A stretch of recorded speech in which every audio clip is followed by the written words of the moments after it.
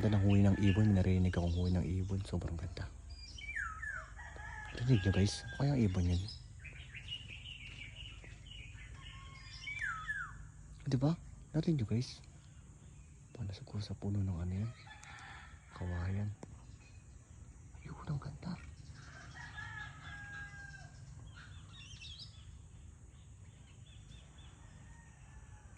Ayun, tuk-tuk dalawa. Ang ganda ng ibon. Lapad ata ni Papa yun ah.